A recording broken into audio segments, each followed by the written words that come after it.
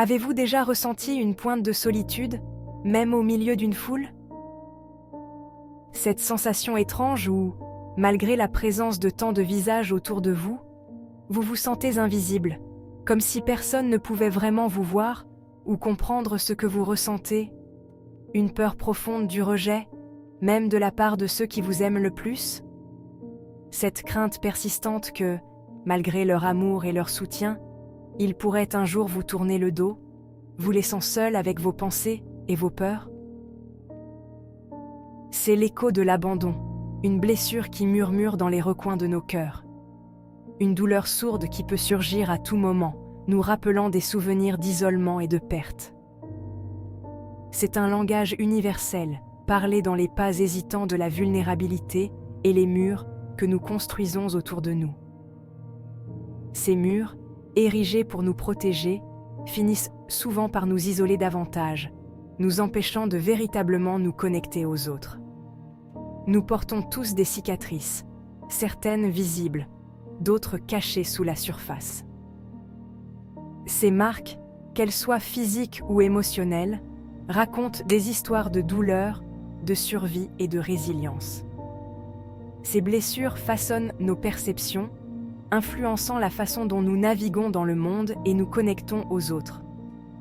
Elles peuvent nous rendre méfiants, hésitant à tendre la main, de peur d'être à nouveau blessés. Aujourd'hui, nous voyageons aux côtés d'Alex, dont l'histoire met en lumière l'impact profond de la blessure d'abandon et le pouvoir transformateur de la guérison.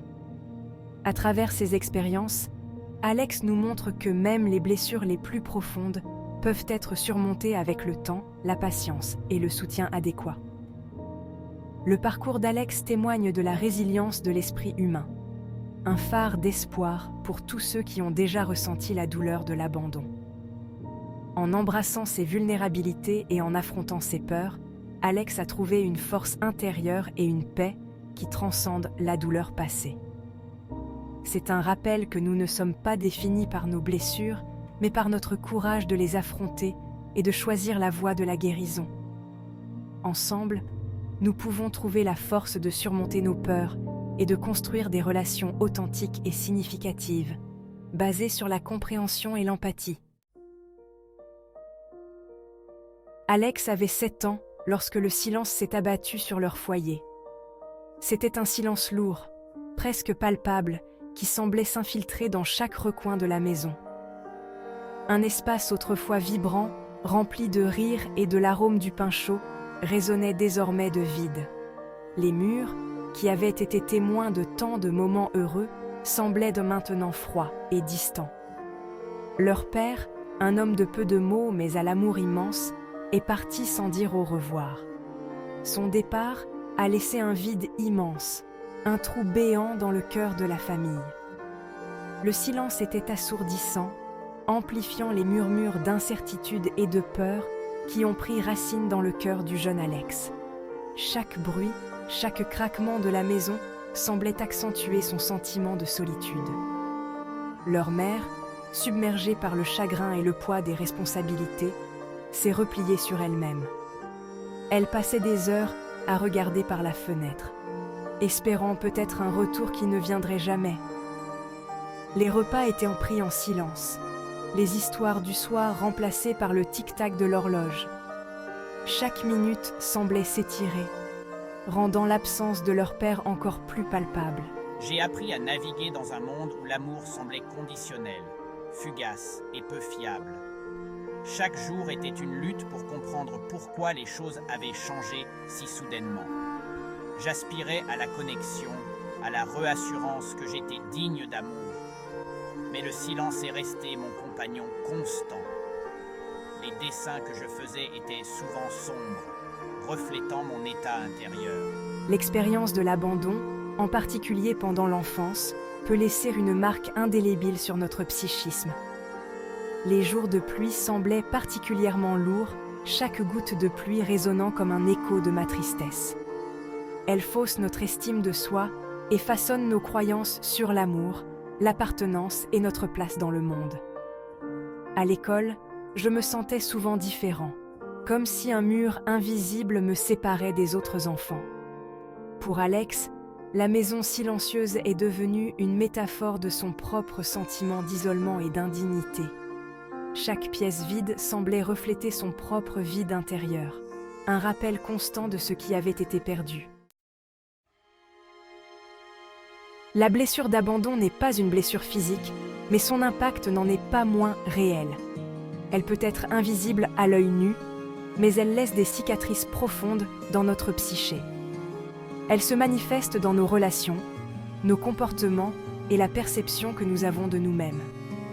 Chaque interaction, chaque regard, chaque mot peut être teinté par cette peur sous-jacente. Comme l'explique le docteur John Bowlby, thérapeute et chercheur renommé, les expériences précoces de séparation et de perte peuvent créer une peur profonde de l'abandon qui persiste à l'âge adulte. Ces expériences peuvent inclure des événements tels que le divorce des parents, la perte d'un être cher, ou même des périodes prolongées de négligence émotionnelle. Cette peur peut nous pousser à devenir excessivement dépendants des autres, à rechercher constamment la validation et la réassurance. Nous pouvons nous retrouver à vérifier nos téléphones de manière compulsive, à chercher des signes d'acceptation ou de rejet dans chaque interaction. Ou bien, elle peut nous conduire à nous retirer de toute intimité, en construisant des murs pour nous protéger de la douleur d'une perte potentielle. Ces murs, bien qu'ils semblent nous protéger, finissent par nous isoler davantage, rendant encore plus difficile la connexion avec les autres. Nous pouvons saboter des relations, repousser ceux qui s'approchent trop près, recréant inconsciemment l'abandon même que nous redoutons. Ce cycle de peur et de rejet peut devenir un schéma répétitif, difficile à briser sans une prise de conscience et un travail sur soi. Alex a porté le poids de sa blessure d'enfance jusqu'à l'âge adulte. Chaque relation, chaque interaction était teintée par cette peur omniprésente. Il excellait dans sa carrière, recherchant la validation par la réussite et le succès extérieur. Les promotions, les récompenses et les éloges étaient un des moyens de combler ce vide intérieur. Pourtant, sa vie personnelle restait un champ de bataille de relations fugaces et de promesses non tenues. Les disputes étaient fréquentes et les ruptures semblaient inévitables. La peur de l'abandon était omniprésente, jetant une ombre sur sa capacité à vivre une véritable intimité et une véritable connexion. Chaque tentative de rapprochement était entravée par cette peur, créant un cercle vicieux de solitude et de désespoir. Section 4. Un voyage à travers les bois murmurants. Imaginez une forêt dense, enveloppée de brume et de sagesse ancienne. C'est là que commence le voyage de guérison d'Alex, dans un paysage métaphorique qui reflète la complexité de son monde intérieur. Les arbres, grands et imposants, représentent les croyances et les schémas de comportement profondément enracinés qui me retiennent captif. Alors qu'Alex s'aventure plus profondément dans les bois, il rencontre des animaux qui parlent, chacun incarnant un aspect différent de son être blessé. Un cerf timide représente sa peur de la vulnérabilité, tandis qu'un renard rusé symbolise sa tendance à saboter les relations. Ces rencontres obligent Alex à faire face aux façons dont son passé continue de façonner son présent et son avenir. Les bois murmurants sont un lieu de défi et de transformation. C'est un espace où je peux explorer en toute sécurité les profondeurs de ma douleur, affronter mes peurs et commencer à réécrire le récit qui me retient captif depuis si longtemps. Section 5. Les ombres du passé.